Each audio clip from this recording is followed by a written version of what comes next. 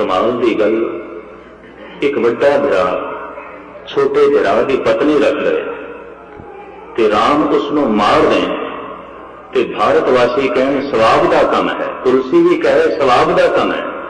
ते जब हिंदुस्तान दीयां बच्चियां गजनी के बाजार विच टके टके विकदियां सन, उदों गुरु गोबिंद सिंह जी ने तलवार चुक ली ते तुसीं आखो गुरु ही नहीं है, वो अवतार ही नहीं है। एहसान फरामोशी की इंतहा हो गई, एहसान फरामोशी की हद हो गई। यह विचार सुनांदे होया मैनू अपना एक बचपना याद आया। मैं खालसा स्कूल का विद्यार्थी सी ते उत्थे साडे एक ज्ञानी टीचर सन, सानू गुरबाणी का पाठ सिखाते सन, ज्ञानी हरि सिंह जी। चंगी तरह मैनू याद आया। पाठ पढ़ाते हुए उन्होंने एक दिन अपनी आप बीती सुनाई। फ्रंटियर के इलाके डिस्ट्रिक्ट बन्नू तो थोड़ी जी दूरी ते एक पाला चनार का इलाका है।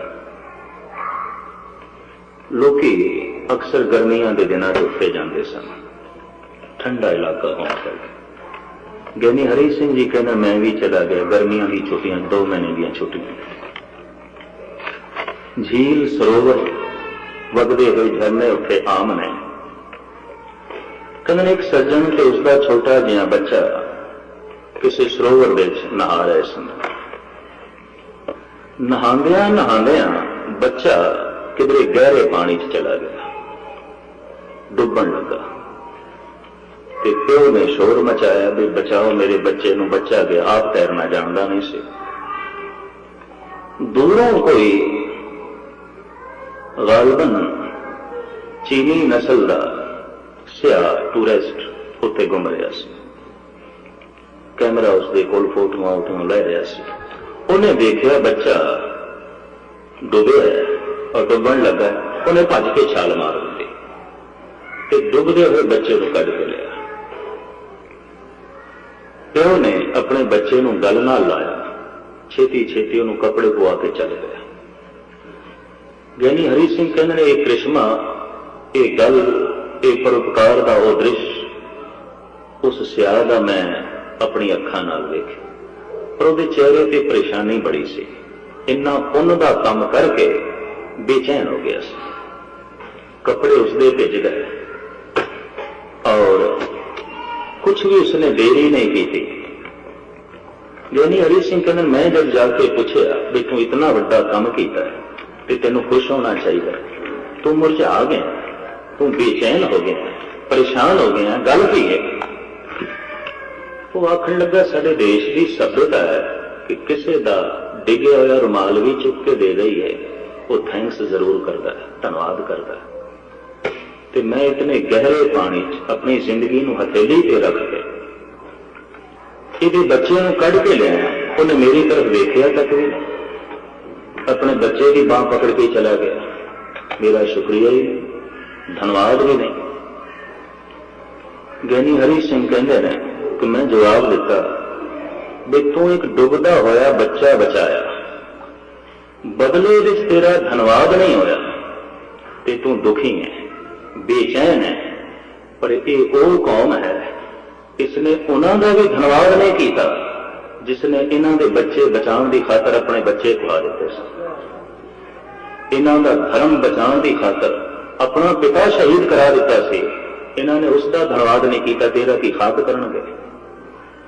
एहसान फरामोशी की इंतहा है। दिल्ली के चांदनी चौक दे कोई अपना खून ना डोलदा, हिंदुस्तानियों के मत्थे का तिलक नहीं बनना सी।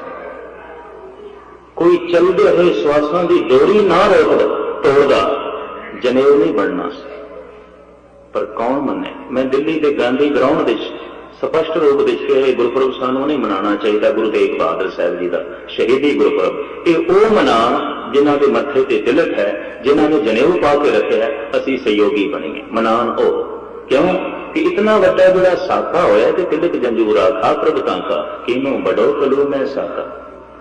किसने अपने प्राण दिते, किसने अपना खून डोलिया, मत्थे का तिलक बनया, गले का जनेऊ बनया, उन्होंने पता ही ना हो कि अज के दिन साका की घटिया इस चांदनी चौक में। एहसान फरामोशी की इंतहा नहीं जानी और बदले दे उस इस एहसान नूं करीबन करीबन मैं देखना मिटाण की ही कोशिश की जाती है। इत्थे दाद देनी पैगी कुछ लेखकों नूं, खास करके लाला दौलत राय। आर्या समाज का यह उग्गा प्रचारक से 1906 लाहौर में इसने एक किताब लिखी सी। उसने बड़ा तहलका मचाया सी। फिर दोबारा छपी सी 300 साल गुरु गोबिंद सिंह जी महाराज के प्रकाश उत्सव दिल्ली छपी सी। दिल्ली की सिंह सभावां ने मिलकर फिर कोशिश की थी कि छपनी चाहिए। उस किताब विच लाला दौलत राय ने कमाल कर दिता है। वो कहता रूहे जमीन के थे अगर कोई अवतार आया है तो सिर्फ गुरु गोबिंद सिंह है। कहता मैं हाँ आर्या समाजी, मेरा इष्ट स्वामी दयानंद है और मैं प्रचार करता आर्या समाज का, पर मैं मजबूर हाँ इन्ने लफ्ज कहने कि रूहे जमीन दे अगर कोई श्रेष्ठ अवतारी कला लैके आया है तो वह गुरु गोबिंद सिंह ने। दिबाचा भूमिका शब्द लिखता है कि कुदरत की जद सारी सियाणप इकट्ठी हुई, परमात्मा की जद सारी मेहनत इकट्ठी हुई, परमात्मा की जद सारी शक्ति का संग्रह होया ते बने गुरु गोबिंद सिंह। वो इंज कहता हे ईश्वर तू ऐसा मनुख भी बना सकता है, ऐसे मनुख की घाड़त भी कर सकता है जिहदी तुलना किसी नाल ना दी जाए। कि तेरी कारीगरी नूं दात देनी पैंदी है, तेरी सियाणप नूं दात देनी पैंदी है, तेरी बख्शिश नूं दात देनी पैंदी। हुण मेरे जज्बे के तहत ये गल्लां कर देनियां कोई बहुत वड्डी गल नहीं, पर उन्हें दलीलां दित्तियां ने। वो दलीलां मैं तुहाडे सामने रखां, किसी सिख विद्वान के दिमाग च नहीं आईयां और दात देनी पैगी कि उसने अपने ढंग नाल एक खोज की। वो कहता जब मैं रामायण की जंग वेखदा बई रामायण की जंग क्यों हुई, कहता कारण ने 2 इस्त्रियां और कुछ नहीं। रावण की भैन है स्वरूपनखा। स्वरूपनखा का मतलब है जिहदे नक्श निगार बहुत अच्छे हैं, सुभाव के मुताबिक ते शरीरक क्रिया के मुताबिक पुराने समय च नाम दिते जाते सन। स्वरूपनखा जिहदे नक्श निगार बहुत अच्छे सन। उन्हें लक्ष्मण नूं वेखिया ते कहण लगी लक्ष्मण तू मेरे नाल विआह कर ले। उन्हां दिनां गंधर्व विआह होंदे सन। स्वयंवर, स्वयंवर के अखरी अर्थ पता, स्वयंवर आप वर चुनना, इसका और कोई मतलब नहीं। स्वयंवर, स्वयंवर चुनना, आप वर चुनना, यदि खुल सी समाज के उन्हां दिनां हिंदुस्तान दे सहजे सहजे जो महापुरुषों ने देखा कि स्वयंवर चुनन दे बच्ची बच्चा गलती कर जाते हैं। क्यों? जज्बे ही जज्बे होंगे जिन्हां कोल, जोश ही जोश होंदा है, होश ते होंदा नहीं। तो जोश के तहत भुल्लां हो जांदियां, गलतियां हो जांदियां। इस वास्ते जिंदगी दीयां ठोकरां खा के जिन्हां कोल तजर्बे ज्यादा ने मां बाप चोण करन, बुजुर्ग चोण करन। यह प्रथा भारतवासियों ने बनाई क्योंकि उत्थे जवानां कोल निरा ही जोश है। तो स्वयंवर करीबन करीबन हिंदुस्तान की सभ्यता ते पूरा ना उतरिया, आखिर इसनूं कलांजलि देनी पई। लेकिन उस जमाने स्वयंवर की खुल सी ते स्वयंवर स्वयं विआह किस तरह हो जाता सी, एक दूजे के गले च माला पा देनी, गल खत्म, और कुछ नहीं होंदा सी। स्वयंवर वर हो गए, एक दूजे के वर की चुनौती हो गई। कहंदे ने माला स्वरूपनखा लक्ष्मण के गल दे पाण लगी सी। लक्ष्मण एक पासे हो गया, कहंदा देवी गल सुनो, मैं ता जिंदगी अणविआया रहन का प्रण किया, करण गृहस्थी बनना ही नहीं। तू मेरे भरा नाल गल कर सकती है। मजाक विच गया, हालांकि भरा तां विआहया होया नाल सीता, मजाक विच गल की। किसी स्त्री नाल मजाक करना इत्थों अवगुण शुरू हो जाता है। अगर मजाक किसी नाल भी करना, मजाक भी बंदा चोट ही पहुंचाता, और की है। खैर मजाक हो सिर्फ हासे नूं जन्म देने वास्ते ते गल समझ च आउंदी है। कई बंदे ऐसे ने सीधी चोट नहीं पहुंचा सकते, मजाक दे चोट पहुंचाते हैं। तो मजाक विच बड़ी चोट की गई। स्वरूपनखा राम कोल चली गई ते कहन लगे तू मैनू विआह ले। राम कहन लगे नहीं, मैं तो गृहस्थ ही हाँ, मेरी पत्नी मेरे नाल है, तू मेरे भरा नाल गल कर ले। वो ज्यों लक्ष्मण नाल गल करदी उन्हें गुस्से च उहदी नक कट दी। हुण ये किहड़ा संत बना है कि किसी स्त्री की नक कट दी जाए। वो रोंदी हुई अपने भरा कोल गई, बई ऐ होया मेरे नाल। रावण कहंदा फिक्र ना कर, कि तेरी नक नहीं कट्टी, मेरी नक कट्टी। आम बंदा होंदा उन्हें भी गुस्से च आना सी, उसे बादशाह से उते राजा सी, कहंदा हुण मैं राम दी नक कटनी, तो किसी दी पत्नी चुक के लियाना अगली दी नक कटनी सी। गल इन्नी है। लाला दौलत राय कहंदे ने इस झगड़े की बुनियाद दो स्त्रियां ने, सुरूपनखा ते सीता, और कुछ नहीं। और पता अगे उसने की दलीलां दित्तियां ना, वो कहंदा चार वेदां दा पाठी रावण है, चार वेदां दा पाठी राम है। शिवजी का उपासक रावण है, शिवजी का उपासक राम है। जिन्हें इतिहास पढ़िया उन्होंने पता है, रामेश्वरम में शिवजी की पूजा की राम ने, ते शिवजी इष्ट सी रावण का। लाला दौलत राय कहते दोहां का इष्ट एको है, दोवें चार वेदां दे पाठी ने, दोवां का धर्म एक है, दोवें राजे ने, जंग का कारण लड़ाई का कारण दो स्त्रियां ने, और कुछ नहीं। और कहता इसे दो स्त्रियां की जंग के आले दुआले समुची रामायण घूमती, समुचे राम का जीवन घूमता। गल उसने इतने नहीं मुकाई, जरूर पढ़नी। इस उर्दू की किताब न इंग्लैंड के सिंघां ने फिर पंजाबी रूप दे के छापया है। किताब का नाम है सुआने उमरी गुरु गोबिंद सिंह, आज कलम लाला दौलत राय। सुआने उमरी गुरु गोबिंद सिंह।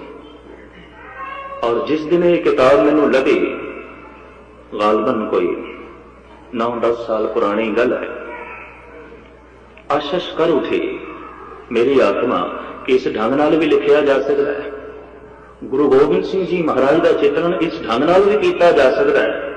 उदों दाद में दी, मैं कि ठीक है, भावें तो आर्य समाज का प्रचारक है, गुरु गोबिंद सिंह जी महाराज का चित्रण इस ढंग नाल भी किया जा सकता है। उदों दाद में दी, मैं कि ठीक है, भावें तो आर्य समाज का प्रचारक है, पर सिख प्रचारक भी इस ढंग नाल सोच नहीं सके, विचार नहीं सके। वो अगे लिखता है, कहता जब मैं महाभारत की जंग का अध्ययन करदा, महाभारत, तो उस जंग का कारण भी एक स्त्री है, वो है द्रौपदी, और कुछ नहीं। ये जंग नहीं होनी सी। वो उदाहरण देता है, कहना द्रौपदी चित्रकला, संगीत कला ते कविता की कला विच माहिर सी, कवि कवित्री भी सी, संगीतकार भी सी ते चित्रकार भी सी। तीन गल्लां इहदे कोल सन सुभाव। पांडवों ने नवा महल बनाया बड़ा खूबसूरत, ते दावत दी कौरवां भी तुसीं साडे घर आओ ते भोजन छको। आले दुआले दे ऋषि मुनि जागीरदार धनार राजकुमार राजियां नूं दावत दी गई महल विच। दुर्योधन भी बन छड़ के आया, ते जिहड़ी द्रौपदी सी उसने घर नूं सजाया बड़ा, जमीन दे उत्ते इस ढंग दे रंग बिखेर दिते, जमीन सरोवर लगती सी। अगे बनया हुआ सरोवर सी, उहदे उत्ते इस ढंग का रंग पा दिता, जमीन लगे। चित्रकार बड़ी सी, पानी दे बेल बूटे बना दिते, ते जमीन दे उत्ते सरोवर बना दिता, अखां नूं धोखा लगे, इस ढंग का बनाया। कहने जो दुर्योधन आया ना, ते रस्ते च पानी देख के, हुण पानी है नहीं सी, रंग सी, उन्हें संभल के पैर रखे, ते ज्यों देखदा पैरां नाल रंग लग गया ते सरोवर नहीं है, निश्चिंत होकर चलने लग गए। अगे पानी दे उत्ते इस ढंग दे बेल बूटे बनाए गए सन, जमीन लगदी सी, जो उसने पैर रखा तो डुब गया। वो जिहड़ी चित्रकारी सारे दिन च कीती सी ना, वो सारी खराब हो गई, ते द्रौपदी औखी हो गई। वो कहने लगी अंधे का अंधा ही है। दुर्योधन का पिता अंधा सी, धरतराष्ट्र नेत्रहीन सी, अंधा सी। कहने लगे ये अंधे का कमबख्त अंधा ही है। हुण ये बचन चोट कर गए कौड़े सन। ठीक है, प्यो अंधा जरूर सी, पर गल इतनी कुरक्त सी, हिरदे चोट कर गए। दुर्योधन ने उत्थे भोजन नहीं छकिया, महफिल विच नहीं बैठा। कहने लगा द्रौपदी मैं हूं तेनों दसांगा कि अंधे का अंधा की करदा। इन्नी गल कह के चला। कुछ मुद्दत बाद ਉਹਨੇ ਪਾਂਡਵਾਂ ਨੂੰ ਜੂਆ ਖੇਡਣ ਤੇ ਮਜਬੂਰ ਕਰ ਦਿੱਤਾ। ਤੇ ਮੈਂ ਭਾਰਤ ਦੇ ਬ੍ਰਾਹਮਣਾਂ ਕੋਲ ਪੁੱਛਦਾ ਹੁੰਦਾ, ਬਾਹਰ ਵੀ ਕਦੀ ਕੋਈ ਹਿੰਦੂ ਜਗਤ ਦਾ ਆਲਮ ਮਿਲ ਜਾਏ ਜ਼ਰੂਰ ਪੁੱਛੀਦਾ ਵੀ ਤੁਸੀਂ ਕਹਿੰਦੇ ਹੋ ਯੁਧਿਸ਼ਟਰ ਹੈ ਧਰਮ ਪੁੱਤਰ, ਤੇ ਤੁਹਾਡਾ ਧਰਮ ਪੁੱਤਰ ਤੇ ਜੂਆ ਪਿਆ ਖੇਡਦਾ, ਪਤਾ ਕੀ ਜਵਾਬ ਦੇਣਾ? ਉਹ ਤੇ ਵੀ ਦੁਰਯੋਧਨ ਨੇ ਮਜਬੂਰ ਕੀਤਾ ਤਾਂ ਜੂਆ ਖੇਡਿਆ, ਥੋੜੀ ਗਈ। ਤੇ ਮੈਂ ਕਿਹਾ ਤੇ ਕੋਈ ਵੀ ਕਹਿ ਸਕਦਾ ਮੈਂ ਪੀਣੀ ਥੋੜੀ ਸੀ, ਅਗਲੇ ਨੇ ਮਜਬੂਰ ਕੀਤਾ ਤਾਂ ਪੀ ਗਈ। ਮੈਂ ਕਤਲ ਥੋੜੀ ਕਰਨਾ ਸੀ, ਅਗਲੇ ਨੇ ਮਜਬੂਰ ਕੀਤਾ ਤਾਂ ਕਤਲ ਕਰ ਛੱਡਿਆ। ਨਹੀਂ, ਇਹ ਤੇ ਹੁਜਤਾਂ ਨੇ, ਇਹ ਤੇ ਗੱਲਾਂ ਨੇ। ਜਿਹਨੇ ਨਹੀਂ ਜੂਆ ਖੇਡਣਾ, ਦੁਨੀਆ ਦੀ ਕੋਈ ਤਾਕਤ ਉਸਨੂੰ ਜੁਆਰੀ ਨਹੀਂ ਬਣਾ ਸਕਦੀ। ਜਿਸਨੇ ਨਹੀਂ ਸ਼ਰਾਬ ਪੀਣੀ, क्षमा करनी, दुनिया की कोई ताकत उसको शराबी नहीं बना सकती। खुद अंदर जूए खेडन की जरूर भावना होगी। जब इतनी गल मैं कहना तो कौड़ी बहुत लगती उन्होंने, कहते सिख प्रचारक तो इस तरह बोलते हैं। मैं कहनी तू जवाब दे, असी वापस ले लेंगे अपने शब्द बचन वापस ले लेंगे। तो इसका जवाब दे, क्या संत जुआ खेड़ता है? धर्म पुत्र जुआ खेड़ता है? तो जे धर्म पुत्र जुआ खेड़ता है तो अधर्मी की करते होंगे? खैर जुआ खेडे, जुए दे विच उन्हें धन हारिया कि जब सारा धन हार गया फिर राजपाठ हारिया। जब राजपाठ हार गया तो फिर महल हार गया जिहड़ा नवां बनाया सी। कि जब महल हार गया तो तन दे गहने हार गया जिहड़े पहने हुए संसारियां, सिर का ताज हार गया। सब कुछ जब हार गया तो उठ के जान लगे। दुर्योधन ने बांह पकड़ी, कहता नहीं किथे जाना है, होर दात है ना। युधिष्ठिर कहता मेरे को होर कुछ है नहीं। दुर्योधन कहता एक कीमती चीज से है कि तू दात लाई ना, वो थी द्रौपदी, उन्होंने भी ला। तो द्रौपदी भी एक चीज है कि जीती जा सकती है, हारी जा सकती है, खरीदी जा सकती है, वेची जा सकती है। ये धर्म पुत्र की दृष्टि है, ये धर्म पुत्र की नजर है। प्राचीन समय तो स्त्री जगत नाल कोई बहुता इंसाफ नहीं होया। तो जिस ढंग की बगावत स्त्री ने यूरोप की दुनिया च की वो भी कोई ठीक नहीं, इंसाफ तो नहीं होया। क्योंकि समुची दुनिया वख-वख बाजार होंदे सन। ये कपड़े का बाजार है, ये सराफा बाजार है, ये लोहे का बाजार है, ये स्त्रियों का बाजार है।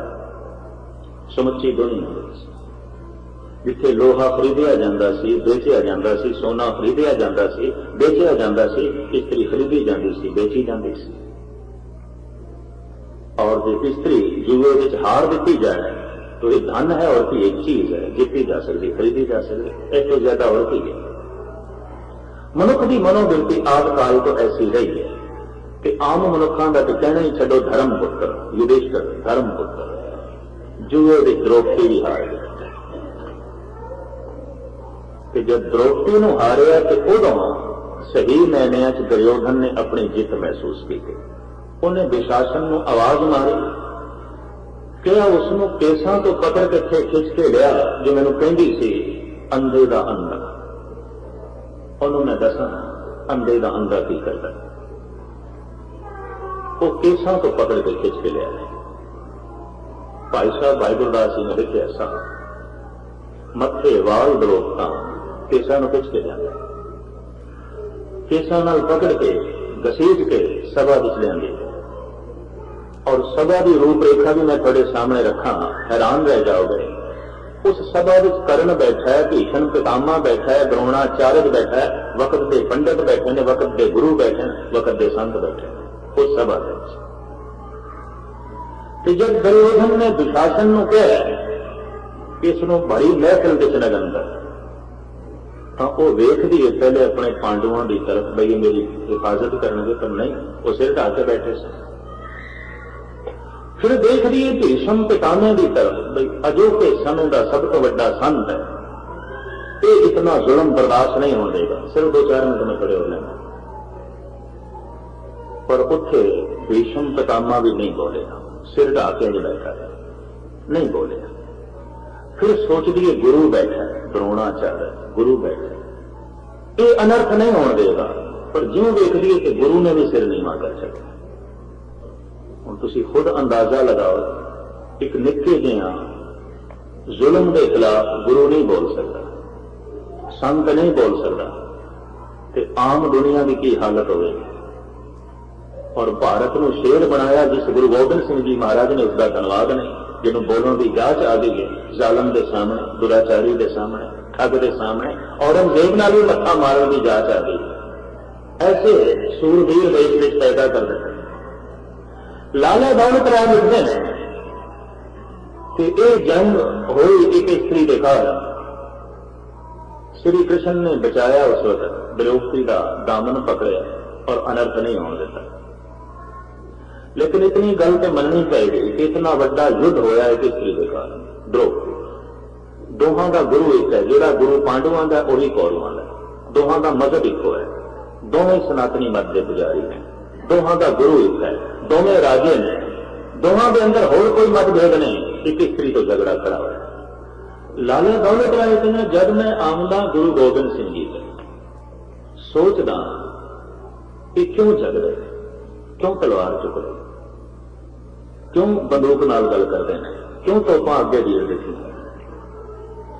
क्यों भगतां नूं सिपाही बना छड़िया। कहता जब मैं सोचदा इस ढंग नाल कारण की है, कहता कारण कोई स्त्री ते दिखाई देती है। फिर हिंदुस्तान के ऋषि मुनि लिखते हैं कि जर जमीन जोरू ही जंग का कारण हो सकते हैं, और नहीं।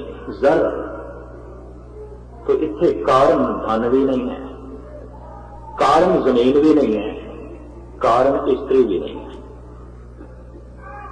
फिर लाला दौलत राय कहते एक पासे हिंदुस्तान का बादशाह, एक पासे फकीर जिसके कोल कुछ भी नहीं है। एक को लंबी चौड़ी सेना है, एक को गिणती के सिपाही ने, गिणती के सिंह ने, एक दे खजाने धन नाल भरे पे ने, एक दे सिंघां कोल पेट भरन वास्ते रोटियां भी कोई नहीं, भुखे ने सिंह। और भुखे ने गुरु गोबिंद सिंह जी ने खुद कबूलिया, गुरु से ने शिकारे गुणद चेहल नर के बेलग बरायत बरो बेखबर, मेरे 40 भुखे सिंह की करना, तू इतनी लखा की सेना ले आया। मेरे भुखे सिंह लड़े ने सूरबीरां की तरह। लाला दौलत राय कहते ने एक पासे एक फकीर है, एक पासे एक बादशाह, एक दे खजाने भरे पे ने, एक दे सिंघां वास्ते भी रोटी कोई नहीं। जंग का कारण की है, स्त्री, जमीन या जर, धन? कहता नहीं, जंग का कारण सी मजलूमां की रखिया, देश की रखिया, धर्म की रखिया। कहते धर्म की खातर, देश की खातर ते देश की सभ्यता की खातर भी लड़ाई हो सकती है। कहता रूहे जमीन के पहला ही सूरमा मिलता है, और कोई नहीं। लाला दौलत राय का इस तरह का महापुरुष से पहले ही मिलता है जो लड़िया सिर्फ दूजियां वास्ते। रुखा तले रात कट के लोगों वास्ते महलों के सुपने देखता है, अपने बच्चे कुहा के लोगों के बच्चे बचाए, खुद यतीम बन के दूजियां नूं यतीमी की हालत तो बचाया। लाला दौलत राय इत्थे स्पष्ट रूप में कहते हैं कि अवतारी जगत विच गुरु गोबिंद सिंह जी महाराज का मुकाबला नहीं किया जा सकता। ते हुण एक मुस्लिम शायर की गल कह के मैं समाप्ति करा कि मुस्लिम शायर है अला यार खां योगी। इसने 2 किताबें लिखी ने, गंजे शहीदां, शहीदाने वफा, और ये दोवें गुरुद्वारा श्रोमणी प्रबंधक कमेटी ने छाप दी। दोवें उर्दू ने, पर एक पंजाबी लिपि छापियां गई, क्योंकि उर्दू के पढ़ने वाले घट रहे हैं।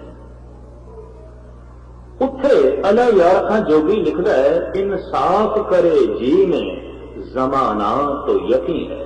कहता दुनिया के आलम विद्वान बैठ के जे गुरु गोबिंद सिंह जी महाराज नूं इंसाफ पसंदी की दृष्टि नाल वेखण, नहीं वेख्या किसी ने, बड़े बड़े महात्मा लोगों ने नहीं वेख्या, आम बंदियां का तो कहना ही थी। अला यार खां कहते अगर इंसाफ की दृष्टि के नाल कोई वेखे, इंसाफ करे जी में जमाना तो यकीन है, कह दे गुरु गोबिंद का साने ही नहीं। फिर गुरु गोबिंद सिंह का कोई साने नहीं, कोई मुकाबला नहीं। पर इतने सवाल खड़ा किया जा सकता है, तो मुस्लिम, तो मुसलमान अला यार खां, कि तू गुरु गोबिंद सिंह बारे ऐसा लिखता है, किधरे खुशामद ते नहीं करेगा। लोभ वस होके तो नहीं कह रहा या डर के तो नहीं कह रहा, पता इसकी अगली नज़म की है गंजे शहीदां दी। कहता अल्लाह की सौगंध है नानक की कसम है, कसम चुकता, अल्लाह की सौगंध है नानक की कसम है, जितनी भी हो गोविंद की तारीफ वो कम है। हर चंद मेरे हाथ में पुरजोर कलम है, सतगुर के लिखूं वसफ कहां ताबे रकम है। कहता हाथ विच शायर की कलम है, पर गुरु गोबिंद सिंह जी की कथा लिखा कलम टुट जाती है, कुछ भी नहीं, मैं लिख नहीं सकता। और इस सच्चाई के उत्ते बोल पूरे उतरते हैं कि जगत के आलमा ने इंसाफ पसंदी की दृष्टि के नाल गुरु गोबिंद सिंह जी नहीं देखा, उस महान सूर्य सतगुरु को नहीं देखा जिसने जीवन का ढंग दसिया भी जीवना है तो किस ढंग नाल जीवना, मरना है तो किस ढंग नाल मरना है, अणख किसनों कहने ना, वैर किसनों कहने ना, भारत वासियों के अंदर फूकी। अलग यार खां कहते हैं अगर कोई इंसाफ करेगा तो इस नतीजे पे पहुंचेगा, एक आंख से क्या बुलबुला कुल बहर को देखे, सागर को या मंझधार को या लहर को देखे। गुरु गोबिंद सिंह जी का जीवन सागर की तरह, लहरों का जिक्र करिए, किनारियां का जिक्र करिए, गहराई का जिक्र करिए। शाद मोहम्मद रफीक कहता है मैं लिखन लगा सी गुरु गोबिंद सिंह जी की गल हुण नहीं लिखनी, बे क्यों? कहते मैं लिखन लगा सी एक बादशाह की जीवन कथा, जो बैठा है सिंघासन पे चौर होंदी पई है, लोकी नजराने रखते पे ने, एक बादशाह की गल लिखन लगा सी, पर मैं की देखना हाथ में कलम है, जमुना का किनारा है, पौंटे की धरती है, बहुत गहरिया सोचां दे कोई बादशाह डुबया हुआ है, कुछ लिखता पे है, उदों प्रतीत होया कि कोई कवि है, इतने कोई शायर है। फिर कई दिन मैं देखा कि हाथ विच माला है, रसना ते धुन अल्लाह दी है, परमात्मा दी है, उदों प्रतीत होया कोई जोगी है, कोई संत है, कोई अभ्यासी है। कहता मैदान जंग च मैं तलवार चलाता हुआ वेख्या, उदों प्रतीत होया कोई सिपाही है। ते फिर मैं देखा बड़ा धन लुटांदा होया, उदों प्रतीत होया कोई दानी है, कोई दाता है। ते मैं देखा पंजा दे अगों हाथ जोड़ के अमृत पिया मंगदा सी, उदों प्रतीत होया कोई मंगता है, कोई भिखारी। कहता किसदा लिखा, किस रूप की कथा लिखा, मंगते दी, बादशाह दी, सूरमे दी, कवि दी, संत दी या संसारी दी, दानी दी, किसकी कथा लिखा? अनेका रूप ने। गुरु गोबिंद सिंह जी महाराज के भाई साहब भाई नंद लाल साहब कहते हैं हक हक अंदेश गुरु गोबिंद सिंह बादशाह दरवेश। गुरु गोबिंद सिंह जो बादशाह होंगे ने वो दरवेश नहीं होंगे, जो दरवेश होंगे ने वो बादशाह नहीं होंगे। नंद लाल कहने पहली दफा दुनिया पे वो बंदा आया जो बादशाह भी है कि दरवेश भी है। और लाला दौलत राय कहने अवतारी दुनिया में पहली दफा ऐसा मनुख आया जिसे आले दुआले बाकी के अवतारों की परिक्रमा कराई जा सकती। लाला दौलत राय दे बोल ये लाला दौलत राय दियां लिखतां अला यार खां कि दौलत राय को सामने रख के मैं सारिया विचारां थोड़े सामने रखियां। सिख जगत के इतिहासकारों ने बहुत कुछ लिखा, उन्होंने कलम तो कुर्बान जाइए, उन्होंने दिमाग तो कुर्बान जाइए, पर मैं अर्ज करता पाया अनमतियां ने इस सच्चाई को कबूलिया, अनमतियां ने इस गल को कबूलिया। और ये राधा स्वामी और इस तरह के होर बंदे पता अजकल की पै कहते हैं तीर तलवार चलाने वाले गुरु नहीं होया करते, इंज पै कहते हैं पंजाब के भोले भाले सिंह लपेट के चल जाते। हुकूमत के कुछ पिछों भी ऐसा कहने जो तोप से बंदूक की गल करे वो संत नहीं होया करता। वो तो एक सिपाही है, ठीक है, महाराणा प्रताप का दर्जा देखा जा सकता है, पर मैं इतनी अर्ज करना जो हिंदुस्तान में महाराणा प्रताप को दर्जा दिता गया, जो शिवाजी मराठे को दर्जा दिता गया, उतना दर्जा भी गुरु गोबिंद सिंह जी ने दिता गया। ये भी मैं अर्ज करते हैं उतना भी नहीं दिता, इतनी गल भी कोई। इतनी बड़ी बेइंसाफी उस महाबली सूरमे नाल है जिसने देश के देश की संस्कृति की खातर अपना सब कुछ कुर्बान किया, अपना सब कुछ निछावर किया।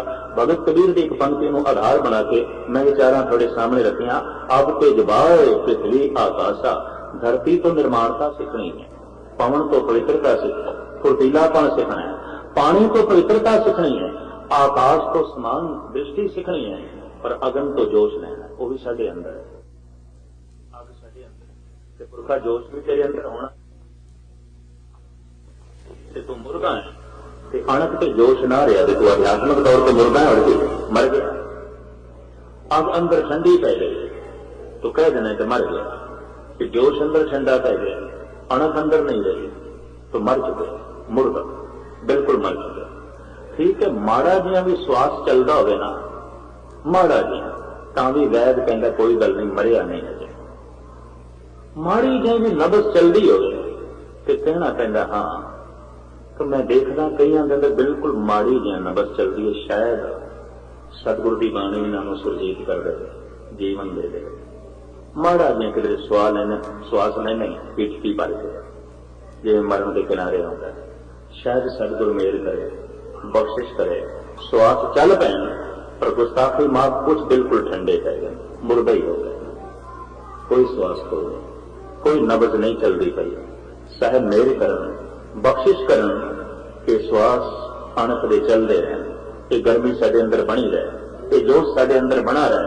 भगत कबीर जी महाराज जी के बोल ने, हालांकि वो संत ने, भगत ने, आपको पता होवे सिकंदर लोधी नाल टक्कर ली सी कबीर ने, बड़ी जबरदस्त। और जेड़े जेड़े इस तरह के हम ख्याल ने, उन्हें भगतों की बाणी गुरु ग्रंथ साहब के है, वरना हजारों भगत हुए हैं हिंदुस्तान में, और किसी को नेड़े नहीं आन दिता गया, इतनी महल साहब है। जो गुरु नानक गुरु गोबिंद सिंह जी के विचारों नाल सहमत ने, जो गुरु अर्जन देव जी महाराज की विचारधारा के मालक ने। भगत कबीर कहने है बंदे तू निर्माण जरूर बन, क्योंकि तेरे अंदर धरती है, पर जोश भी चाहिए क्योंकि तेरे अंदर अग है, पवित्रता भी चाहिए क्योंकि तेरे अंदर पानी है, फुर्तीलापन भी चाहिए क्योंकि तेरे अंदर हवा है, पवन है, और समान दृष्टि भी चाहिए क्योंकि तेरे अंदर आकाश तक है, और समान दृष्टि की इंतहा कर दी है गुरु गोबिंद सिंह जी ने। भाई कन्हैया को पकड़ के लिया गया और सिख कहने महाराज साडे विच गद्दार है, असी मार मार के गिरांदे हैं, पानी पिला के फिर खड़ा कर देंगे। शायद कहने ऐसा क्यों? कन्हैया कहता पातशाह समान दृष्टि बढ़ गई, हर पासे तो ही दिखाई देना, उल्टी आकाश का तक बढ़ गया। साहबा ने जेब चो मरम की डब्बी कटी, आखिर पुरखा तू मेरा पानी ना पिलाया कर, मरम पट्टी भी कर। रेड क्रॉस के बानी को असी दाद दे जाते हैं, पर उसका जिक्र नहीं करते। जिसने कहा कि मैदान जंग इसलिए अगर कोई गिर जाए पानी पिला, मरम पट्टी कर, कोई कोई गल नहीं करता, संसार में कोई गल नहीं की। खैर साहिब गुरु ग्रंथ साहब जी महाराज मेरा वरतान 5 तत्तां का जिहड़ा बनया साडा पुतला है, साडे कोल 5 तत्त होवन। ऐसा ना हो कि असीं ठंडे पै जाइए, अग ठंडी पै गई ना तो सब कुछ गया। मुर्दे में फिर घर में कोई थां नहीं है, मुर्दे में कब्रिस्तान ले जाना पैंदा, शमशान घाट ले जाना पैंदा, साड़ना पैंदा, फूकना पैंदा। जिहदी अणख ही मर गई, जिहदी खुददारी मर गई, जो अंदरों ही मर गया, क्षमा करनी फिर उसके वास्ते कोई थां कोई नहीं। वो तो मुर्दा ही है, वो मरगर का अर्थ है, वो तो जीवदे ही मुर्दा है। क्योंकि जीवदे जागदे मनुखों वास्ते घर में थां आउंदी है, जिन्हां दे अंदर अणख है संसार में उन्हां वास्ते थां है, मुर्दा कौमां वास्ते नहीं, मुर्दा बंदियां वास्ते नहीं। मेरे पातशाह बख्शिश करन कि जोश आपकी झोली च पावन, ताकि जीवन का ढंग सानू आ जाए। बहुत सारा समा मैं थोड़ा लै गया, क्षमा की याचना। और समूह प्रोग्राम जरा है वो सिकंदर साहब ने थोड़ा सरवण करा दिता है। एक हफ्ता मैं थोड़ी हाजिरी भर के मैं इतों फिर रुखसत लेनी है, इस तरह तो कोई 2 हफ्ते ठहर के मैं वापस चले जाना इंडिया। वो 8 तारीख मंडे तो 14 तारीख तक बड़े चरण लगातार मैं इतने परसांगा। उस दौरान गुरु ग्रंथ साहब जी महाराज का प्रकाश उत्सव मनाया जाएगा। हिंदुस्तान में बड़े बड़े पद्धर से थां से मनाया जाता है।